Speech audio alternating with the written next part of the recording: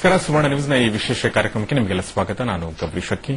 ಕಳೆದ 12 ವರ್ಷಗಳಿಂದ ಅಮೆರಿಕದಲ್ಲಿ ನೆಲೆಸಿ ಸುಮಾರು 10 ವರ್ಷಗಳಿಂದ ಅಲ್ಲಿನ ವಿದ್ಯಾರ್ಥಿಗಳಿಗೆ ಭರತನಾಟ್ಯ ಹೇಳ್ತಾ ತಾವು ಕೂಡ ಆ ಒಂದು ನೃತ್ಯ ಕಲೆಯಲ್ಲಿ ಪರಿಣಿತಿ ಸಾಧಿಸ್ತಾ ಒಂದು ರೀತಿಯ ಕರ್ನಾಟಕಕ್ಕೆ ಮತ್ತು ದೇಶಕ್ಕೆ ಹೆಮ್ಮೆ ತಂದಿರುವಂತಹ ಯಮುನಾ ಅವರೊಂದಿಗಿನ ವಿಶೇಷ ಸಂದರ್ಶನದ ಈ ಕಾರ್ಯಕ್ರಮಕ್ಕೆ ನಿಮಗೆಲ್ಲ ಸ್ವಾಗತ. ಈ ಕಾರ್ಯಕ್ರಮ ಯಮುನಾ ನೃತ್ಯ ಸಿರಿ.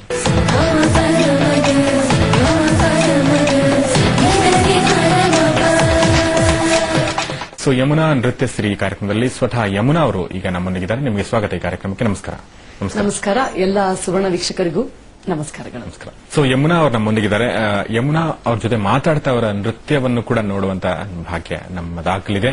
ಸೊ ಯಮುನಾ ಅವರೇ, ಸುಮಾರು 12 ವರ್ಷಗಳಿಂದ ನೀವು ಹ್ಯೂಸ್ಟನ್ ನಗರದಲ್ಲಿದ್ದೀರಿ, ಅಮೆರಿಕದಲ್ಲಿ. ವಿಶೇಷ ಅಂದ್ರೆ ತುಂಬಾ ಜನ ಈ ರೀತಿ ಇದ್ದಾರೆ ಮತ್ತು ನೃತ್ಯದಲ್ಲಿ ಪರಿಣಿತಿ ಸಾಧಿಸಿದ್ರು ಕೂಡ ತುಂಬಾ ಜನ ಇದ್ದಾರೆ. ಆ ರೀತಿ ತುಂಬಾ ಜನ ಸಾಧಕರಿದ್ದಾರೆ. ಆದ್ರೆ ವಿಶೇಷ ನನಗನ್ಸಿದ್ದೇನೆಂದ್ರೆ ಅಮೆರಿಕದಲ್ಲಿ ನೆಲೆಸಿ ಅಲ್ಲಿನ ವಿದ್ಯಾರ್ಥಿಗಳಿಗೆ, ಭಾರತೀಯರು ಮತ್ತು ಅಮೆರಿಕದ ವಿದ್ಯಾರ್ಥಿಗಳಿಗೆ ನೀವು ನೃತ್ಯ ಕಲಿಸ್ತಾ ಇದ್ದೀರಾ. ಕಳೆದ 10 ವರ್ಷಗಳಿಂದ ಆ ಒಂದು ಶಾಲೆ ನಡೆಸ್ತಾ ಇದ್ದಾರೆ. ನೃತ್ಯ ಸಿರಿ ಅನ್ನೋದು ನಿಮ್ಮ ಶಾಲೆ ಹೆಸರು. ದಟ್ಸ್ ಅನ್ ಅಮೇಸಿಂಗ್ ಅಚೀವ್ಮೆಂಟ್ ಅಂತ ನನಗನ್ಸುತ್ತೆ. ಸೊ ಹೇಗೆ ಶುರುವಾಯ್ತಿದು ಹೇಳ್ಬೋದು? ನಾನು ಮೊಟ್ಟ ಮೊದಲಿಗೆ ನಾರ್ತ್ ಅಮೆರಿಕನ್ ಟೆಂಪಲ್ ಅಸೋಸಿಯೇಷನ್ ಅವ್ರು ನನ್ನನ್ನು ಬರಮಾಡಿಕೊಂಡ್ರು ಅಲ್ಲಿ ಪ್ರದರ್ಶನವನ್ನು ನೀಡೋದಕ್ಕೆ.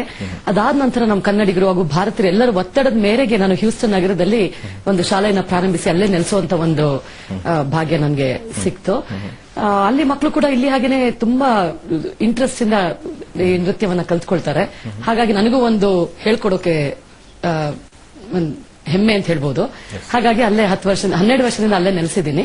10 ವರ್ಷ ಆಯ್ತು ನನ್ನ ಶಾಲೆನ ಪ್ರಾರಂಭಿಸಿ. ಓಕೆ. ನಿಮ್ಮ ವಿದ್ಯಾರ್ಥಿಗಳಲ್ಲಿ ಎಲ್ಲ ಅಮೆರಿಕನ್ಸ್ ಮಾತ್ರ ಇರೋದಾ ಅಥವಾ ಭಾರತೀಯರ ಪರ್ಸೆಂಟೇಜ್ ಹೇಗಿದೆ?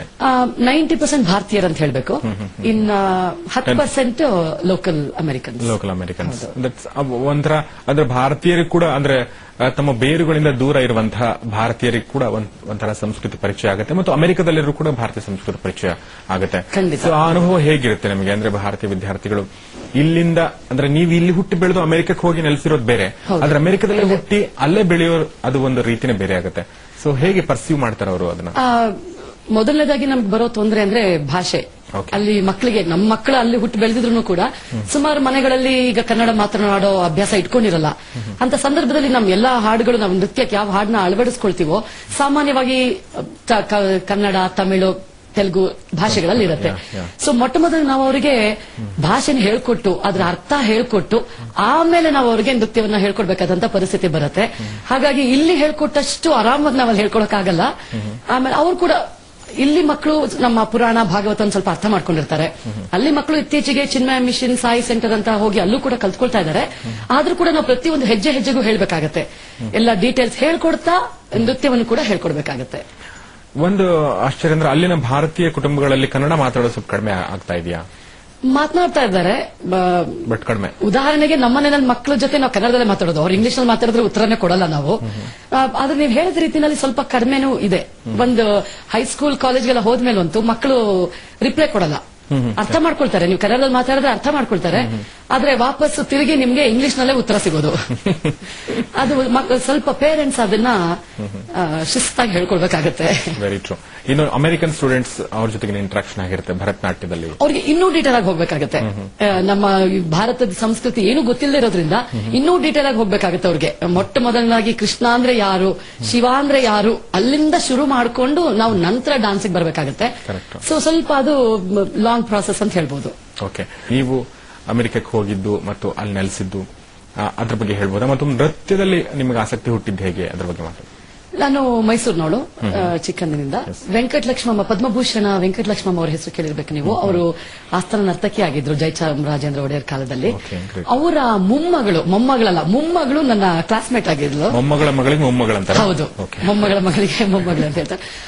ಮೈಸೂರಿನಲ್ಲಿ ಅವಳು ನನ್ನ ಕ್ಲಾಸ್ಮೇಟ್ ಆಗಿದ್ಲು. ಪ್ರತಿ ಸಂಜೆ ಅವ್ರ ಮನೆಗೆ ಆಟಾಡೋದಕ್ಕೆ ಹೋಗುವಾಗ ಕಿಟಕಿನಲ್ಲಿ ನಿಂತು ನಾನು ವೆಂಕಟಲಕ್ಷ್ಮಮ್ಮ ಅವರು ಹೇಳ್ಕೊಡುವಂತ ತರಗತಿನಲ್ಲಿ ನಿಂತ್ಕೊಂಡು ನೋಡ್ತಾ ಇದ್ದೆ. ಮನೆಗೆ ಬಂದು ಆ ಸ್ಟೆಪ್ಗಳನ್ನೆಲ್ಲ ಮಾಡ್ತಾ ಇದ್ದೆ. ನಮ್ಮ ತಂದೆಯವರು ಇಮಿಡಿಯೇಟ್ ಆಗಿ ಕಂಡಿಡಿದ್ರು ನನ್ನ ಮಗಳಿಗೆ ಡಾನ್ಸ್ ನಲ್ಲಿ ತುಂಬಾ ಆಸಕ್ತಿ ಇದೆ ಅಂತ ಕಂಡಿಡಿದು ಅವರು ಒಡನೆ ನನ್ನ ಕರ್ಕೊಂಡು ಹೋಗಿ ಶಾಲೆಗೆ ಸೇರಿಸಿದ್ರು. ವೆಂಕಟಲಕ್ಷ್ಮಮ್ಮ ಅವ್ರ ಹತ್ರ ನನ್ನನ್ನ ಸೇರಿಸಿದ್ರು. ಅಲ್ಲಿಂದ ಶುರುವಾಯಿತು ನನ್ನ ಡಾನ್ಸ್ ಜರ್ನಿ. ಅವತ್ತಿಂದ ಇವತ್ತವರೆಗೂ ನಿಲ್ಲಿಸಿದ್ದೇ ಇಲ್ಲ. ಒಂದು ಹಂತದವರೆಗೂ ನಮ್ಮ ತಂದೆ ತಾಯಿ ತುಂಬಾ ಪ್ರೋತ್ಸಾಹವನ್ನ ನೀಡಿ, ಗುರುಗಳು ಎಲ್ಲರೂ ಪ್ರೋತ್ಸಾಹವನ್ನ ನೀಡಿ ಮೇಲ್ ತಂದ್ರು. ಇವಾಗ ನನ್ನ ಅತ್ತೆ ಮಾವ, ನಮ್ಮ ಯಜಮಾನರು ಶ್ರೀನಿಧಿ, ಮಕ್ಕಳು ಕೂಡ ತುಂಬಾ ಸಹಕಾರವನ್ನ ನೀಡಿ ಪ್ರೋತ್ಸಾಹವನ್ನ ನೀಡ್ತಾ ಇದ್ದಾರೆ. ಹಾಗಾಗಿ ಈ ಒಂದು ಮಟ್ಟಕ್ಕೆ ಬರೋದಕ್ಕೆ ಸಾಧ್ಯ ಆಯ್ತು. ಏನು ವಾಟ್ ಎವರ್ ನಾನು ಇವತ್ತೇನು ಅಚೀವ್ ಮಾಡಿದೀನೋ ಎಲ್ಲದಕ್ಕೂ ಅವರೇ ಹೊಣೆ ಅಂತ ನಾನು ಹೇಳ್ತೀನಿ. ಅದೆಲ್ಲ ಕೀರ್ತಿ ಅವರಿಗೆ ಸಲ್ಲಬೇಕು ಅಂತ ನಾನು ಹೇಳ್ತೀನಿ. ಭರತನಾಟ್ಯದಲ್ಲಿ ನೀವೇನ್ ಡ್ರೆಸ್ ಹಾಕೊಂಡಿದ್ರಿ? ಇದು ಪ್ಯೂರ್ ಭರತನಾಟ್ಯದ ಡ್ರೆಸ್ ಇದು? ಹೌದು. ಏನ್ ಸಿಗ್ನಿಫಿಕೆನ್ಸ್ ಇದೆ ಇದಕ್ಕೆ? ನಮ್ಗೆ ದೇವದಾಸಿ ಸಿಸ್ಟಮ್ ಇಂದ, ದೇವದಾಸಿ ಅನ್ನೋರು ಬಹಳಷ್ಟು ವರ್ಷಗಳ ಹಿಂದೆ ದೇವಸ್ಥಾನದಲ್ಲೇ ಇದ್ದು ತಮ್ಮನ್ನ ತಾವು ದೇವರಿಗೆ ಅರ್ಪಿಸಿಕೊಂಡು ನರ್ತಕಿಯರಾಗಿದ್ರು ಅವರು ಉಡ್ತಾ ಇದ್ದಿದ್ದು 9 ಗಜದ ಸೀರೆನ ಉಟ್ಕೊಂಡು ನರ್ತನವನ್ನ ಮಾಡೋರು. ಈ ತರ ಲಿಪ್ಸ್ಟಿಕ್ ಇರ್ಲಿಲ್ಲ. ಎಲೆ ಅಡಿಕೆಯಿಂದ ಜಗದಾಗ ಬರುತ್ತೆ ನೋಡಿ ಬಣ್ಣ, ಅದನ್ನ ಲಿಪ್ಸ್ಟಿಕ್ ಆಗಿ ಮಾಡ್ಕೊಂಡು ಕಾಡಿಗೆನ ಅವರೇ ಮನೆಯಲ್ಲಿ ತಯಾರಿ ಮಾಡ್ಕೊಂಡು ಆ ತರ ಇತ್ತು ಒಂದು ಕಾಲದಲ್ಲಿ. ಅದನ್ನ ರುಕ್ಮಿಣಿ ದೇವಿ ಅರುಂಡೇಲ್ ಅವರು ಕಲಾಕ್ಷೇತ್ರ ಮೆಡ್ರಾಸ್ ನಲ್ಲಿ ಕಲಾಕ್ಷೇತ್ರದಲ್ಲಿ ಬಂದವರು ಅವರು ಹಾಗೂ ರಾಜ್ಗೋಪಾಲ್ ಅವರು ನಾವು ಇವತ್ತೇನ್ ಹಾಕೊಳ್ತೀವಿ ಉಡುಪನ್ನ ಕೊಟ್ಟಂತವ್ರು ಅವರು. ನಮ್ಗೆ ನೃತ್ಯ ಮಾಡೋದಕ್ಕೆ ಸುಲಭ ಆಗುವಂತ ಒಂದು ಪೈಜಾಮ ರೀತಿನಲ್ಲಿ ಕಾಸ್ಟ್ಯೂಮ್ ನ ಹೊಲಿದು ಇವತ್ತೇನ್ ಹಾಕೊಳ್ತೀವಿ ಇದನ್ನ ಕೊಟ್ಟಂತವ್ರು ಅವರು. ಸಿಗ್ನಿಫಿಕೆನ್ಸ್ ಏನು ಅಂತ ಹೇಳಿದ್ರೆ, ಇವಾಗ ಕಣ್ಣನ್ನ ಹೈಲೈಟ್ ಮಾಡಬೇಕು. ನಮ್ಮ ಅಭಿನಯ ಎಲ್ಲವನ್ನು ಕೂಡ ನಾವು ಕಣ್ಣಿನಿಂದನೇ ತೋರಿಸೋದು. ಕಣ್ಣನ್ನ ಹೈಲೈಟ್ ಮಾಡಬೇಕು, ತುಟಿಗಳನ್ನ ಹೈಲೈಟ್ ಮಾಡಬೇಕು, ಎಕ್ಸ್ಪ್ರೆಷನ್ಸ್ಗೆ ಏನೇನ್ ಬೇಕೋ ಅದನ್ನ ಹೈಲೈಟ್ ಮಾಡುವಂತ ಮೇಕಪ್ ಆಗಬೇಕು. ತೋರಿಸಬಹುದು ಹಾಗೆ ಸುಮ್ಮನೆ ಅಲ್ಲೇ ನವರಸದಲ್ಲಿ ಕೆಲವು ರಸವನ್ನ ಮಾಡಿ ತೋರಿಸ್ತೀನಿ. ಇವಾಗ ಶೃಂಗಾರ, ಲವ್ ಅಂತ ಏನ್ ಹೇಳ್ತೀನಿ, ಶೃಂಗಾರ.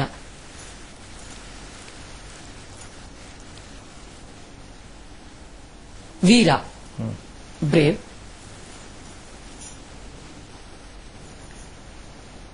ಹಾಸ್ಯ, ಲಾಫ್ಟರ್. ಭಯಾನಕ, ಫಿಯರ್.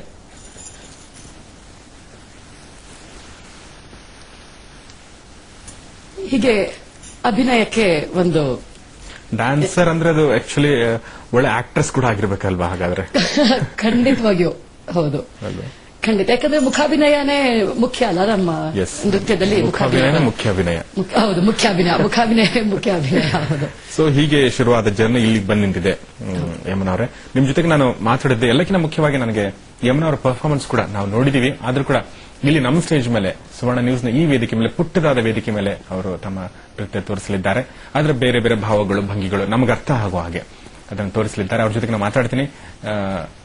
ಅವರ ನೃತ್ಯ ಕೂಡ ನೋಡೋಣ. ಚಿಕ್ಕದೊಂದು ಬ್ರೇಕ್ ನಂತರ ಈ ಕಾರ್ಯಕ್ರಮ ಮುಂದುವರಿಯುತ್ತೆ.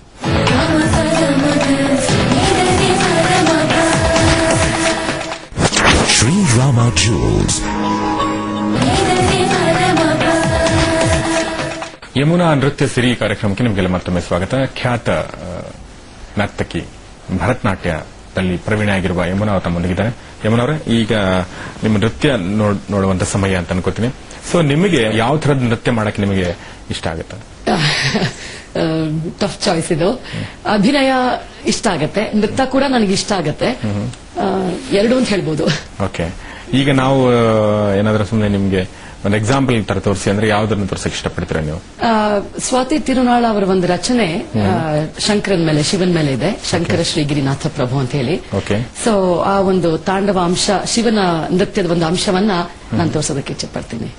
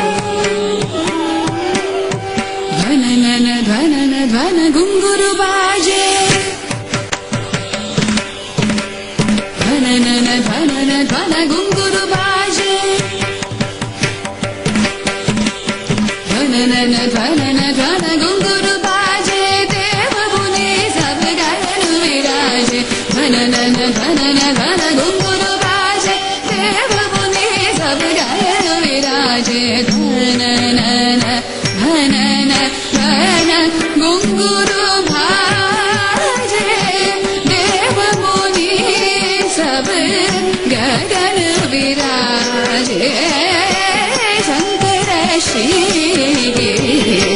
नाथ प्रभु के वृत विराजित चित सर्वा में शंकर श्री नाथ प्रभु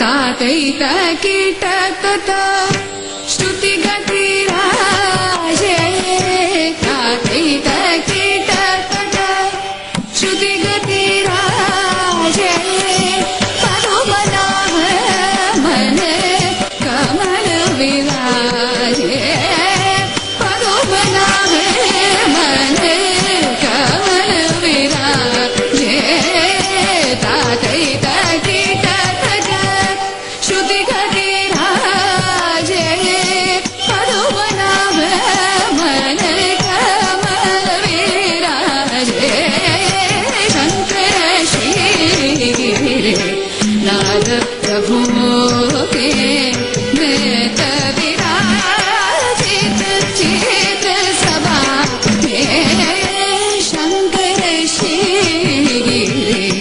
नाथ प्रभु के वृत विराजित चित सभा में शंकर श्री नाथ प्रभु गिरिनाथ प्रभु प्रभो प्रभो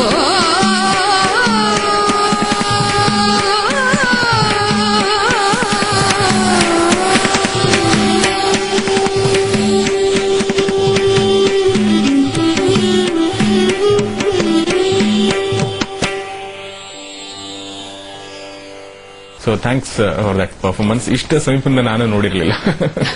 ಬಹುಶಃ ನಿಮಗೂ ಕೂಡ ತುಂಬಾ ಚಿಕ್ಕದಾಯ್ತು ಸ್ಪೇಸ್ ಅನ್ಕೋತೀನಿ. ಸಾಮಾನ್ಯವಾಗಿ ಹೌದು, ಸ್ವಲ್ಪ ದೊಡ್ಡ ಜಾಗ ಬೇಕು Okay. ಈಸಿಯಾಗಿ ಮೂವ್ಮೆಂಟ್ ಮಾಡೋದಕ್ಕೆ ಮಾಡೋದಕ್ಕೆ